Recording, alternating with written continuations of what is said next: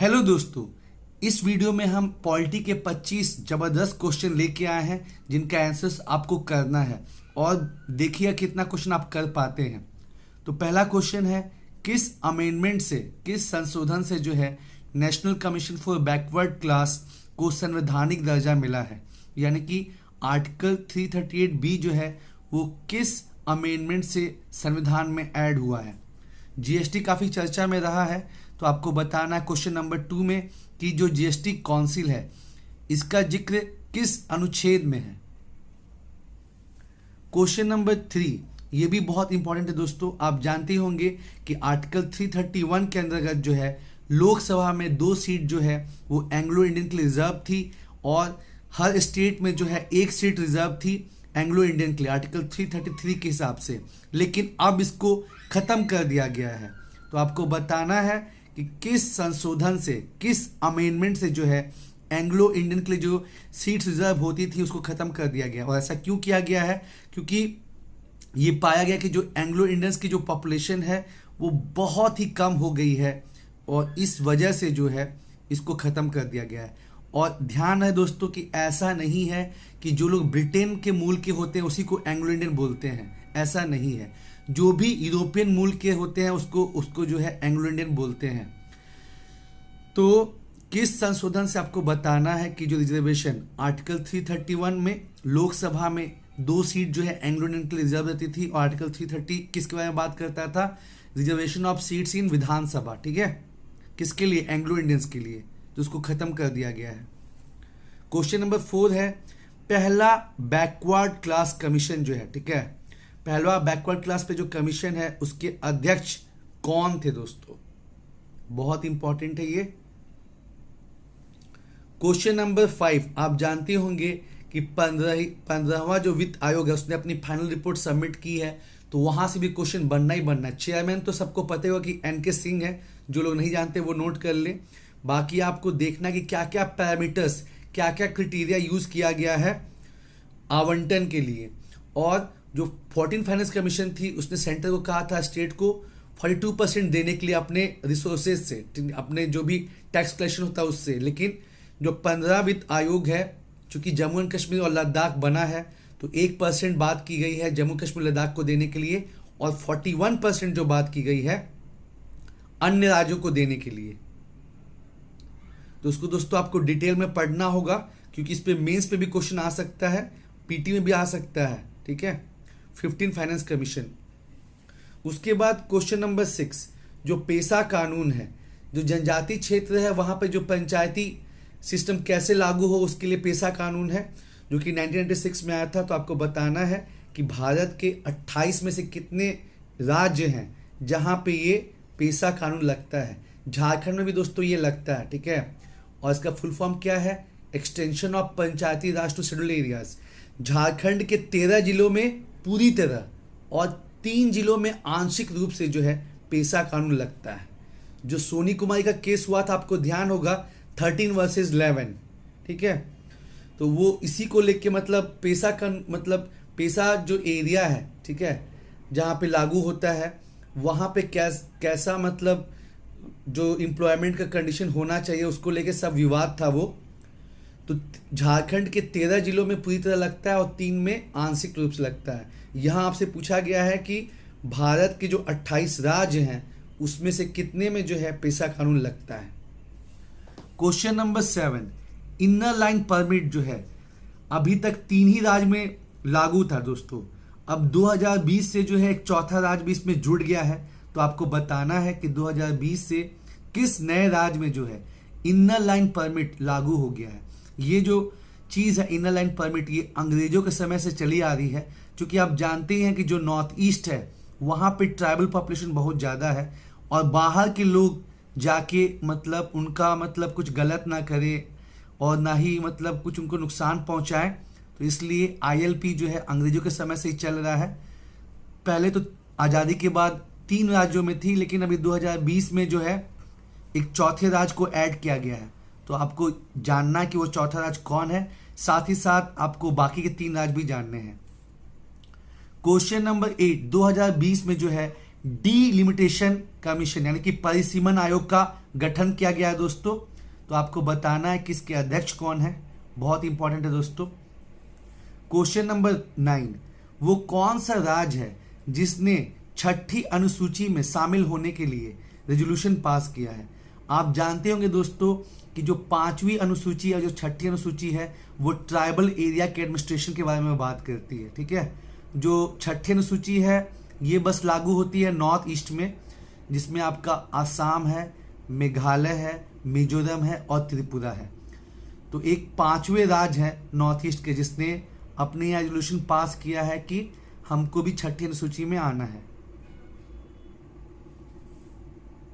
Question number 10, ये तो एकदम रिसेंट का है कि मार्च 2021 में वो कौन से नॉमिनेटेड, आप जानते हैं दोस्तों कि राज्यसभा में जो राष्ट्रपति साहब हैं वो 12 लोगों को अलग अलग क्षेत्रों से नॉमिनेट करते हैं।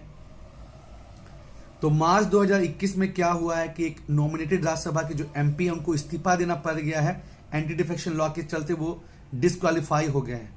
तो आपको उनका नाम बताना है, और ये भी क्वेश्चन बहुत इंपॉर्टेंट है।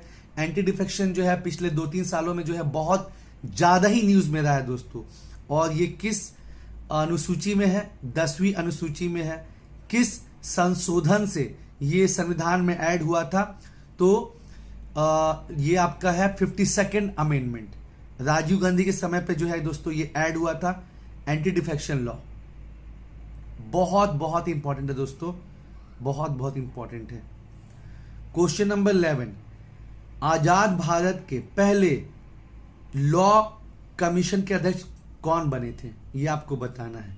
ऐसे अगर आजाद भारत यहां पे नहीं होता और होता कि भारत के पहले लॉ कमीशन के अध्यक्ष कौन थे, तो लॉर्ड मैकॉले जवाब हो जाता 1833। लेकिन यहां पूछा गया है कि आजाद भारत के पहले लॉ कमीशन के अध्यक्ष कौन बने थे। और इसी पे बेस्ड एक और क्वेश्चन बनाया है, क्वेश्चन नंबर 12, कि 2020 में कौन से लॉ कमीशन का गठन किया गया। दोस्तों आपको ये पता ही होना चाहिए कि लॉ कमीशन संवैधानिक बॉडी नहीं है, ना ही स्टैच्यूटरी बॉडी है, और इसका कार्यकाल कितना टाइम का रहता है, 3 साल का रहता है। आइए एक बार फिर से देख लें। पहला क्वेश्चन है, किस अमेंडमेंट से जो नेशनल कमीशन है बैकवर्ड क्लास के लिए, पिछड़ा वर्ग के लिए जो राष्ट्रीय आयोग है, उसको जो है संवैधानिक दर्जा मिला है दोस्तों। अभी तक क्या था, national commission for scheduled caste जो अनुसूचित जाति के लिए राष्ट्रीय आयोग है उसको, और national commission for scheduled tribe मतलब जो अनुसूचित जनजाति है उसका जो राष्ट्रीय आयोग है, उन्हीं दोनों को जो है संवैधानिक दर्जा था। लेकिन हाल ही में जो है NCBC, national commission for backward class को संवैधानिक दर्जा मिला है, और आर्टिकल 338B जो है ये संविधान में ऐड हो गया है। तो आपको बताना है कि वो अमेंडमेंट कौन सा है। क्वेश्चन नंबर 2 है कि जीएसटी काफी चर्चा में चल रहा है। 101 अमेंडमेंट से, संशोधन से जो है जीएसटी को इंप्लीमेंट किया गया था, ऐड किया गया था। आपको ये बताना है कि जीएसटी काउंसिल जो है इसका जिक्र किस अनुच्छेद में है। क्वेश्चन नंबर 3 जो है, जैसे कि हमने बताया कि राष्ट्रपति साहब जो है वो 2 लोगों को लोकसभा में नॉमिनेट करते थे एंग्लो इंडियन से, और जो गवर्नर है वो विधानसभा में 1 को करता था। तो आपको बताना है कि किस संशोधन से जो है एंग्लो इंडियन का जो रिजर्वेशन है उसको खत्म कर दिया गया है।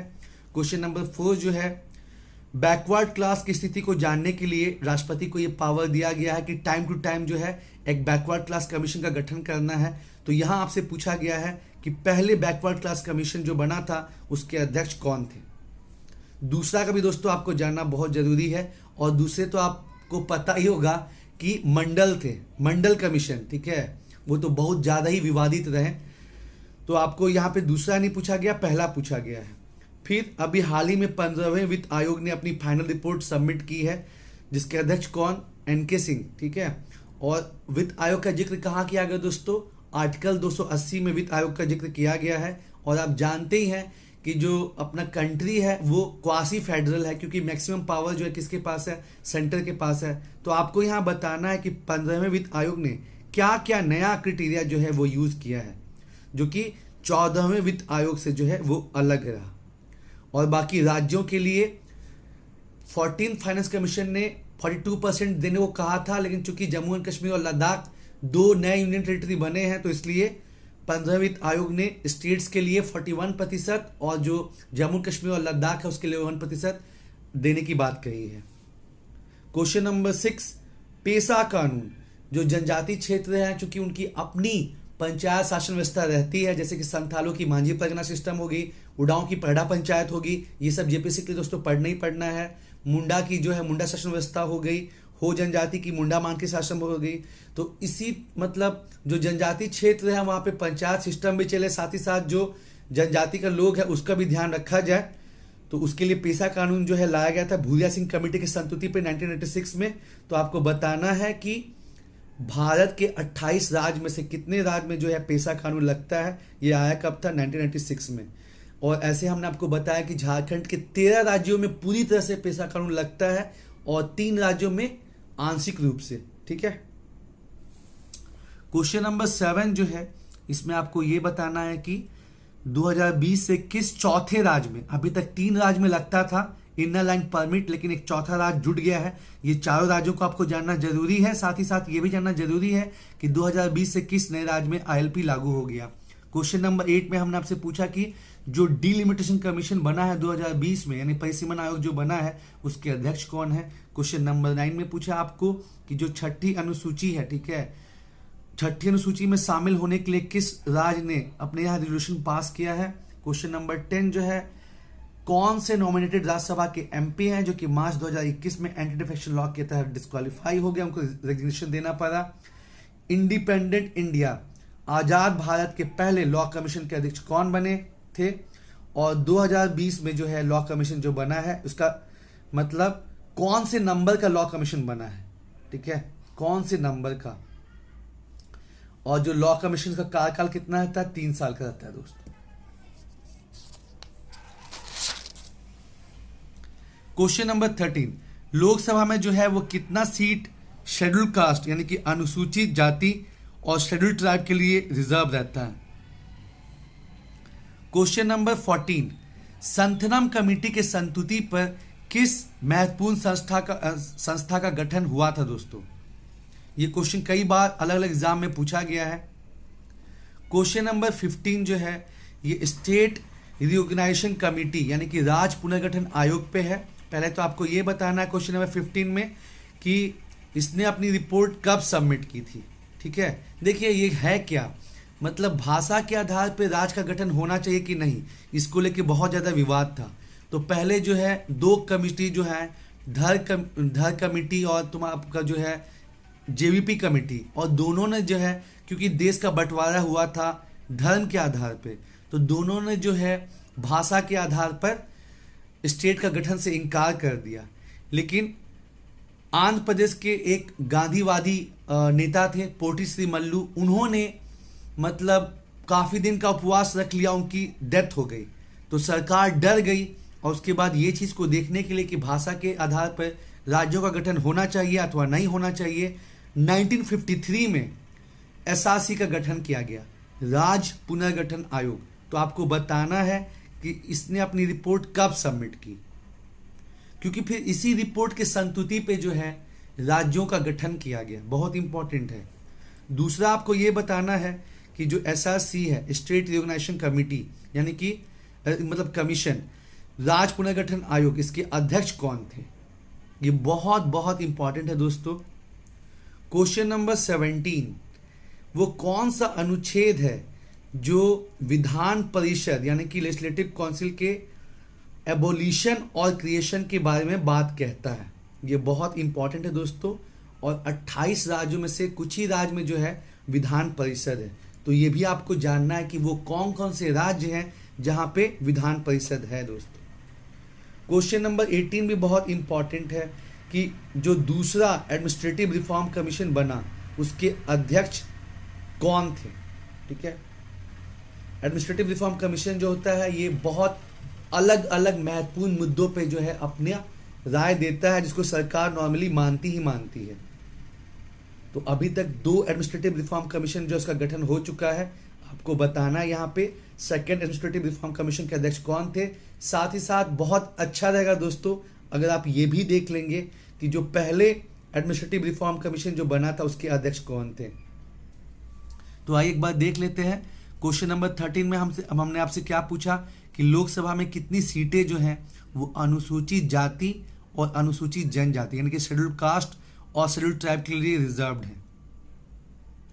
झारखंड में दोस्तों 14 सीट्स जो हैं वो लोकसभा की हैं और 6 सीट जो है वो राज्यसभा की है। साथ ही साथ आपको ये जानना है कि 14 लोकसभा सीट्स में से झारखंड में कितनी सीट्स जो हैं वो रिजर्व्ड है, ठीक है, शेड्यूल्ड ट्राइब के लिए। संथम कमेटी के रिकमेंडेशन पे किस महत्वपूर्ण संस्था का गठन हुआ था। उसके बाद 15 में हमने आपसे पूछा कि राज्य पुनर्गठन आयोग यानी कि स्टेट रिऑर्गेनाइजेशन कमेटी या कमिटी या कमीशन के ने अपनी जो रिपोर्ट है वो कब सबमिट की थी। ये बना कब था, 1953 में बना था दोस्तों, ये बहुत इंपॉर्टेंट है। क्वेश्चन नंबर 16 जो है इसमें आपसे पूछा गया कि एसआरसी जो राज्य पुनर्गठन आयोग है उसके अध्यक्ष कौन थे। क्वेश्चन नंबर 17 में हमने आपसे पूछा है कि किस आर्टिकल में जो है ये दिया गया है, ये आपका जो लेजिस्लेटिव काउंसिल है विधान परिषद उसके एबोलिशन और क्रिएशन के बारे में। और दोस्तों आपको ये भी जानना है कि 28 राज्यों में से कितने राज्य हैं जहां पे विधान परिषद है। क्वेश्चन नंबर 18 में आपसे पूछा गया है कि सेकंड एडमिनिस्ट्रेटिव रिफॉर्म कमीशन जो इसके अध्यक्ष कौन थे। साथ ही साथ आपको यह भी जानना है दोस्तों कि जो फर्स्ट एडमिनिस्ट्रेटिव रिफॉर्म कमीशन था उसके अध्यक्ष कौन थे। क्वेश्चन नंबर 19 कुछ ही महीने पहले आपने देखा ही था कि प्रशांत भूषण पे जो है सुप्रीम कोर्ट ने ₹1 के फाइन लगाया था कंटेम्प्ट ऑफ कोर्ट वाले केस में, क्योंकि प्रशांत भूषण ने ऐसा कुछ ट्वीट किया था। तो आपको बताना है यहाँ पे कि जो कंटेम्प्ट ऑफ कोर्ट एक्ट है ये कब पारित हुआ था, क्योंकि ये काफी न्यूज में था तो क्वेश्चन पूछा जा सकता है, ठीक है। Question number 20 Beijing platform for action का जो है दोस्तों पिछले साल 25 साल पूरा हो गया। और जब भी कोई चीज का 25 साल, 50 साल, 75 साल, 100 साल, 150 साल, 200 साल या ऐसे कुछ पूरा होता है तो वो काफी इंपॉर्टेंट हो जाता है। तो यहाँ बीजिंग प्लेटफॉर्म फॉर एक्शन इसका 25 साल पूरा हुआ 2020 में। तो आपको बताना इसका संबंध किस चीज से है। चाइल्ड मजदूरी, चाइल्ड लेबर को रोकने से है, विमेन एम्पावरमेंट से है, स्पेस टेक्नोलॉजी से है, डिजास्टर मैनेजमेंट से है। ये आपको जानना दोस्तों, ये बहुत बहुत इंपॉर्टेंट है और इवन यूपीएससी के एग्जाम में पूछा जा चुका है। क्वेश्चन नंबर 21 वो कौन सी पार्लियामेंट्री कमेटी है जिसके सारे सदस्य जो हैं वो लोकसभा से होते हैं। ये भी दोस्तों बहुत महत्वपूर्ण क्वेश्चन है। क्वेश्चन नंबर 22 वर्तमान में पब्लिक अकाउंट कमेटी के अध्यक्ष कौन है। और पब्लिक अकाउंट में दोस्तों सदस्य कितने होते हैं, 22, 15 जो है लोकसभा से और 7 जो है ये राज्यसभा से। और जितनी भी कमेटी है उसमें ये सबसे पुरानी है दोस्तों, public account committee. Question number 23 जो है ये बजट से संबंधित है। जो बजट पारित करते हैं तो उसमें अलग अलग स्टेप आते हैं, तो उसमें कट मोशन वाला चीज भी रहता है कि वो कौन सा कट मोशन है जिसमें जो अमाउंट ऑफ द डिमांड है, ठीक है, उसको घटाकर ₹1 कर दिया जाता है। क्वेश्चन नंबर 24 क्योंकि जो है सिटीजनशिप अमेंडमेंट एक्ट हुआ है तो आपको यह भी जानना है कि सिटीजनशिप एक्ट जो है वो कब बना था। हालांकि इसका जिक्र जो है चैप्टर नंबर 5 से लेकर चैप्टर नंबर 11 के बीच में दिया दोस्तों। और चूंकि जो आपका नागरिकता कानून इसमें संशोधन किया गया और काफी विवादों में रहा है तो इसको आपको डिटेल में दोस्तों जानना जरूरी है, क्योंकि पीटी में तो आ ही सकता है, साथ ही साथ मेंस में भी आ सकता है क्वेश्चन। क्वेश्चन नंबर 25 जो है भारतीय संविधान में आप जानते हैं दोस्तों कि अलग अलग जगह से जो है चीजों को लिया गया है। तो इसमें जो राष्ट्रपति का जो चुनाव है उसका जो तरीका है, method of election of president, ये आपको बताना है कि किस देश से बोरो किया गया है, किस देश से लिया गया है। एक बार फिर से देख लें। कंटेम्प्ट ऑफ कोर्ट, क्योंकि प्रशांत भूषण को जो है सुप्रीम कोर्ट ने ₹1 का जो फाइन लगाया था तो उस समय कंटेम्प्ट ऑफ कोर्ट जो है काफी ज्यादा चर्चा में रही थी। आज से जो है लगभग 5-6 महीने पहले ऐसा कुछ हुआ था। तो आपको बताना है कि जो कंटेम्प्ट ऑफ कोर्ट एक्ट है ये कब पारित हुआ था। क्वेश्चन नंबर 20 क्यों पूछा गया, क्योंकि बीजिंग प्लेटफॉर्म पर जो एक्शन है इसका 2020 में 25 साल पूरा हुआ है। तो आपको बताने का संबंध किससे है। ऑप्शन में आपका चाइल्ड लेबर है, वुमेन एम्पावरमेंट है, स्पेस टेक्नोलॉजी है या फिर जो है आपका डिजास्टर मैनेजमेंट है। क्वेश्चन नंबर 21 वो कौन सी पार्लियामेंट्री कमेटी है जिसके सारे सदस्य जो है वो लोकसभा से होते हैं दोस्तों। क्वेश्चन नंबर 22 जो है ये पब्लिक अकाउंट कमेटी पे है जिसमें 22 सदस्य होते हैं, 15 जो है आपके लोकसभा से, 7 जो है आपके राज्यसभा से। आपको बताना है कि इसमें वर्तमान में इसके अध्यक्ष कौन है। और दोस्तों ये सबसे पुरानी कमेटी है, public account committee. Question number 23 जो है ये बजट पास करने के मतलब से संबंधित क्वेश्चन है कि वो कौन सा कट मोशन है जिसमें अमाउंट ऑफ द डिमांड को घटाकर 1 रुपया कर दिया जाता है, ठीक है। और इसमें एक और क्वेश्चन बन सकता है कि वो कौन सा कट मोशन है जिसमें अमाउंट ऑफ द डिमांड जो है उसको 100 रुपए से घटा दिया जाता है। दोनों ही इंपॉर्टेंट है दोस्तों, इसमें घटाकर 1 रुपया जो कर दिया जाता है वो भी इंपॉर्टेंट है, साथ ही साथ मतलब अमाउंट ऑफ डिमांड जो है इट इज रिड्यूस बाय ₹100, 100 रुपए कम कर दिया जाता है, तो वो कौन सा कट मोशन है। दोनों आपको जानना बहुत इंपॉर्टेंट है दोस्तों। और चूंकि नागरिकता कानून बहुत ज्यादा चर्चा में रही है, आपको जानना है कि ये कब बना था नागरिकता कानून, कितने टाइप से जो है नागरिकता मिलती है, और इस पे दोस्तों हमने बहुत जबरदस्त वीडियो बनाया है, नीचे डिस्क्रिप्शन में उसका लिंक दिया गया, उसको आप जरूर से देखिए, आपका हर चीज क्लियर हो जाएगा। और लास्ट क्वेश्चन जो है 25 ये है कि जो भारतीय संविधान में अलग अलग देशों से जो है चीजों को लिया गया है, तो आपको बताना है कि जो राष्ट्रपति का जो चुनाव का तरीका है वो किस देश से लिया गया है। तो दोस्तों उम्मीद है आपको क्वेश्चंस पसंद आ रहे होंगे और आप इसका आंसर ढूंढ के जो है दोस्तों तैयार रहिए, क्योंकि इसमें से कुछ क्वेश्चन तो जरूर जो है वो आने वाले एग्जाम में आपको मिल जाएंगे।